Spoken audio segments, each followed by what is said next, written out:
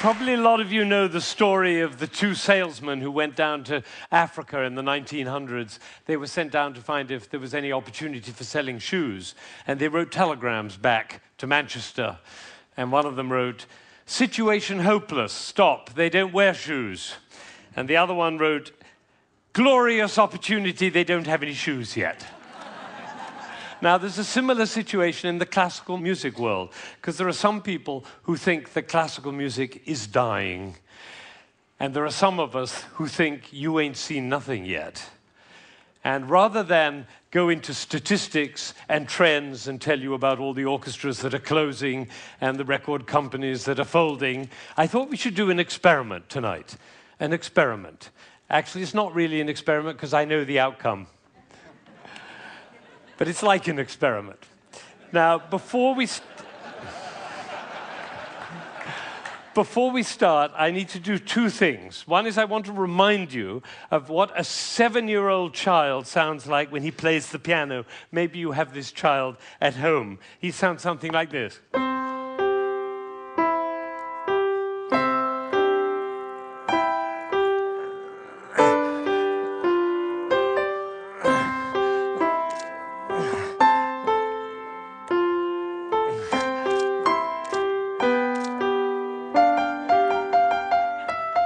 I see some of you recognize this child. Now, if he practices for a year and takes lessons, he's now 8 and he sounds like this. And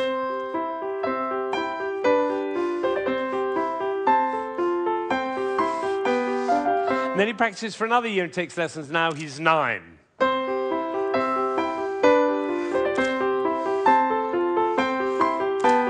And then he practices for another year and takes lessons, now he's 10.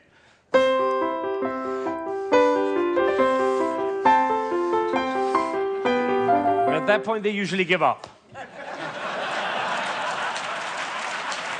Now, if you'd waited for one more year, you would have heard this.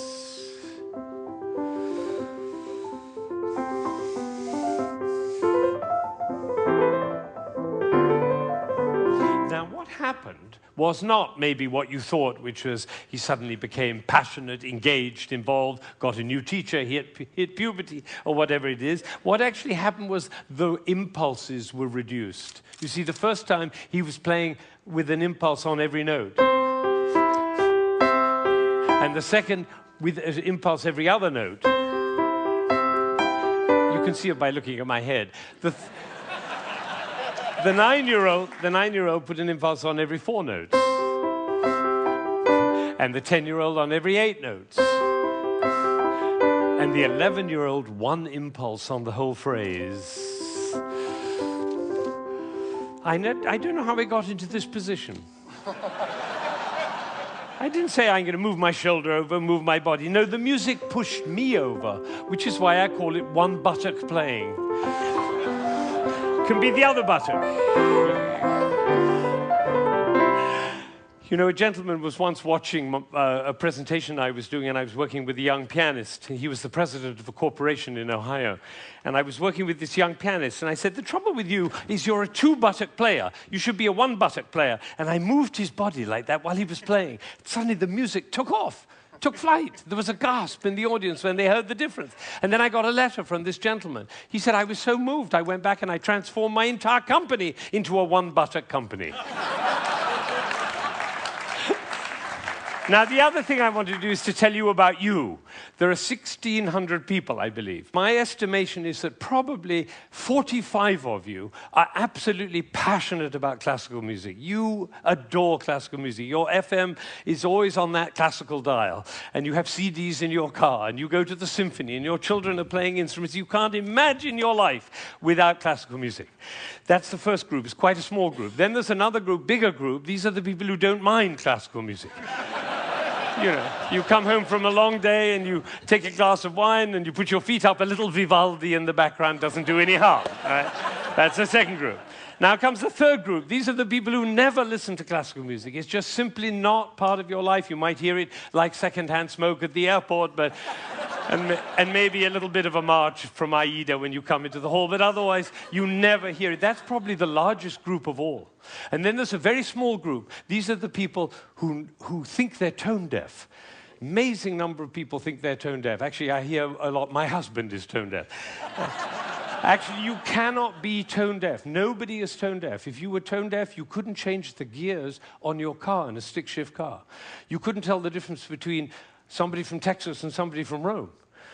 And the telephone. If your mother calls on their miserable telephone, she calls and says hello. You not only know who it is, you know what mood she's in. You have a fantastic ear. Everybody has a fantastic ear. So nobody is tone deaf. But I tell you what, it doesn't work for me to go on with this thing with such a wide gulf between those who understand, love, and passionate about classical music and those who have no relationship to it at all. The tone-deaf people, they're no longer here. But even between those three categories, it's too wide a gulf. So I'm not going to go on until every single person in this room, downstairs and in Aspen, and everybody else looking, will come to love and understand classical music. So that's what we're going to do.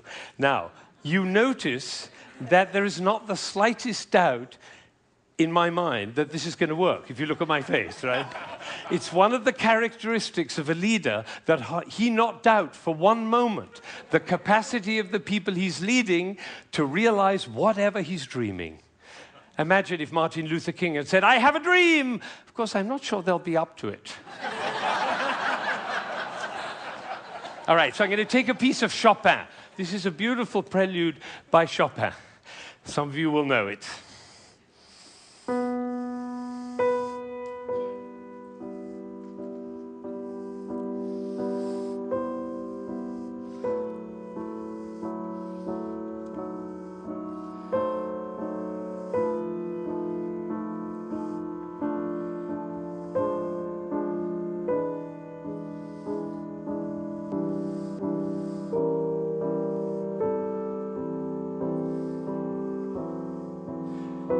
I think probably happened in this room. When I started, you thought, how beautiful that sounds.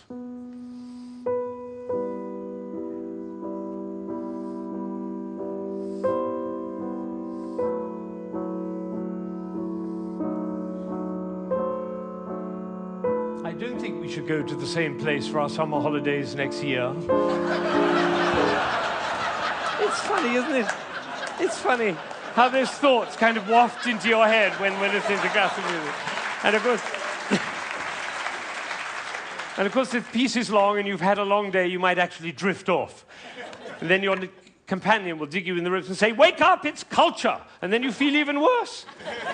But has it ever occurred to you that the reason you feel sleepy in classical music is not because of you, but because of us? Did anybody think while I was playing, why is he using so many impulses? If I'd done this with my head, you certainly would have thought it.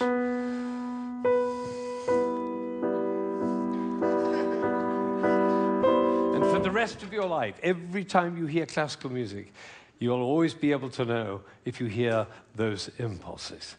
So let's see what's really going on here. We have a B. This is a B. The next note is a C.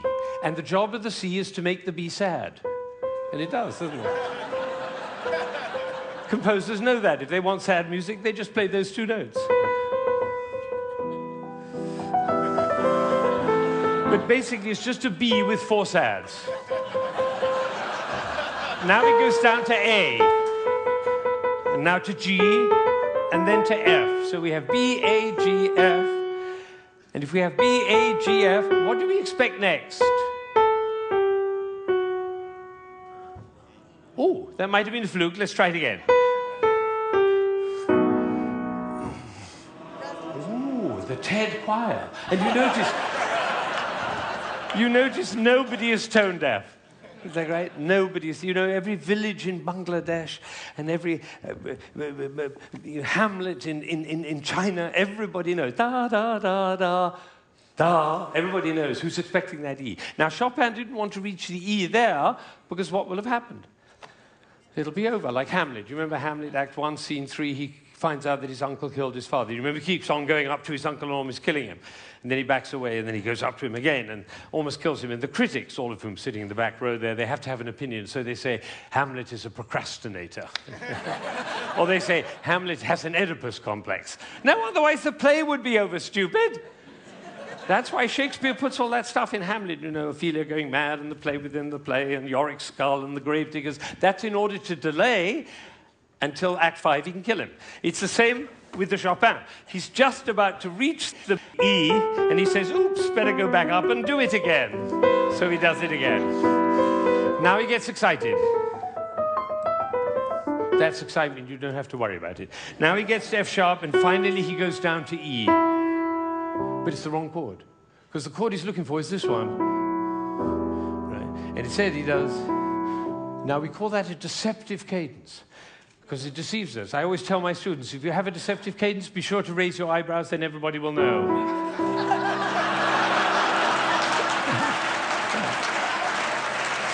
All right. So he gets to E, but it's the wrong chord. Now he tries E again. That chord doesn't work. Now he tries E again. That chord doesn't work. Now he tries E again. That doesn't work.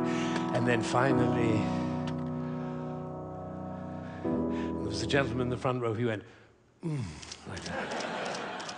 It's the same gesture he makes when he comes home after a long day, turns off the key in his car and says, I'm home. Because we all know where home is. So this is a piece which goes from away to home. And I'm going to play it all the way through, and you're going to follow. B, C, B, C, B, C, B, D, down to A, down to G, down to F, almost goes to E, but otherwise the play would be over. Goes back up to B, gets very excited, goes to F sharp, goes to E, it's the wrong chord, it's the wrong chord, it's the wrong chord, and finally goes to E, and it's home. And what you're going to see is one buttock playing. Because for me to join the B to the E, I have to stop thinking about every single note along the way and start thinking about the long, long line from B to E. Right? You know, we were just in South Africa, and you can't go to South Africa without thinking of Mandela in jail for 27 years. What was he thinking about? Lunch? No, he was thinking about the vision for South Africa and for human beings. That's what this is about vision. This is about the long line, like the bird who flies over the field and doesn't care about the fences underneath, all right? So now you're going to follow the line all the way from B to E. And I have one last request before I play this piece all the way through. Would you think of somebody who you adore who's no longer there? A beloved grandmother, a lover, somebody in your life who you love with all your heart, but that person is no longer with you. Bring that person into your mind, and at the same time, follow the line all the way from B to E, and you'll hear everything that Chopin had to say.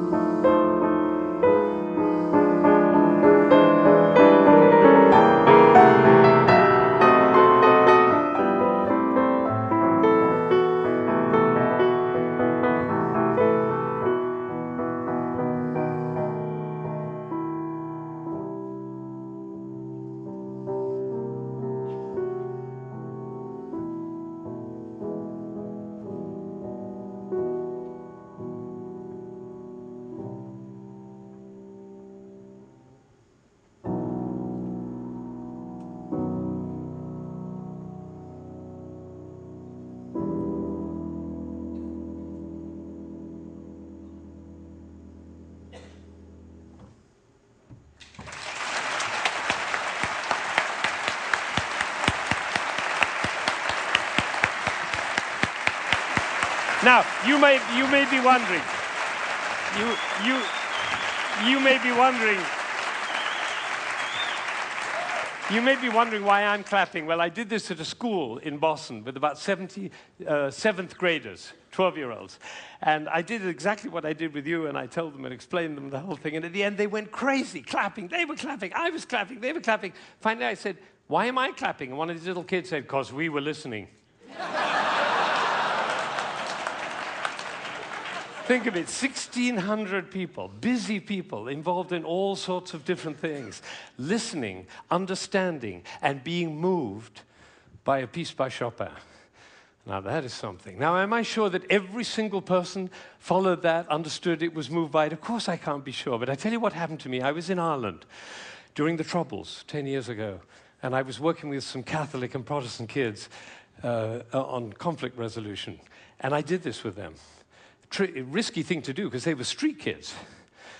And one of them came to me the next morning, and he said, you know, I've never listened to classical music in my life, but when you played that shopping piece, he said, my brother was shot last year, and I didn't cry for him.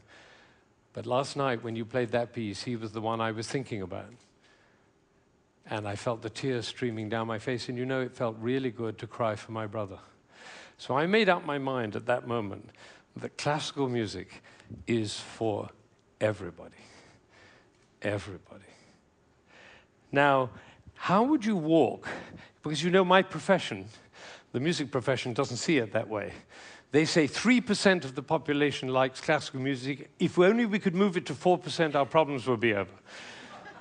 I say, how would you walk? How would you talk? How would you be if you thought 3% of the population likes classical music? If only we could move it to 4%. How would you walk? How would you talk? How would you be if you thought everybody loves classical music? They just haven't found out about it yet. See, these are totally different worlds. Now, I had an amazing experience. I was 45 years old. I'd been conducting for 20 years, and I suddenly had a realization. The conductor of an orchestra doesn't make a sound. My picture appears on the front of the CD.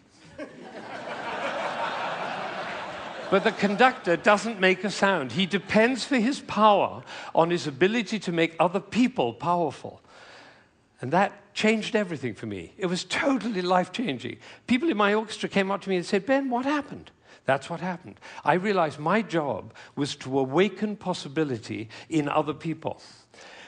And of course, I wanted to know whether I was doing that. And you know how you find out? You look at their eyes.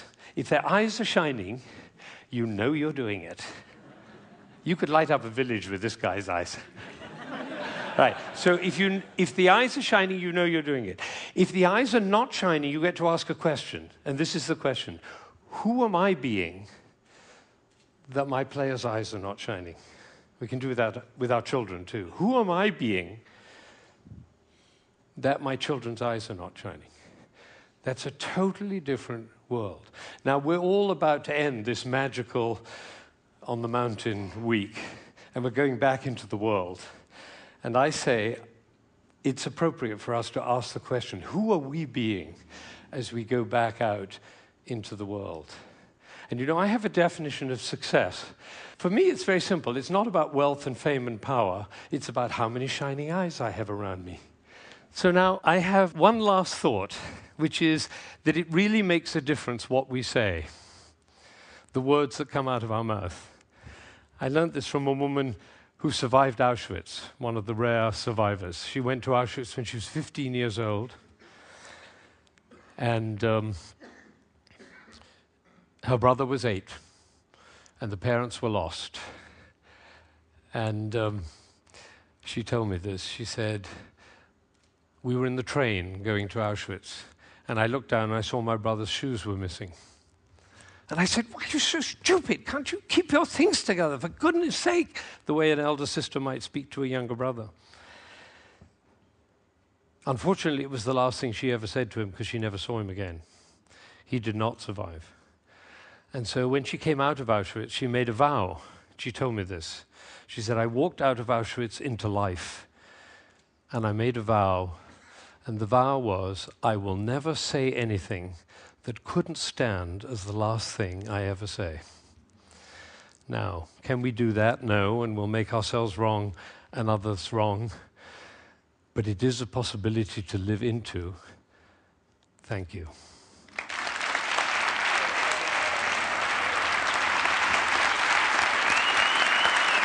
Shining eyes.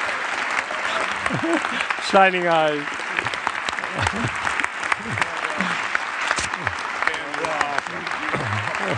Thank you. Thank you.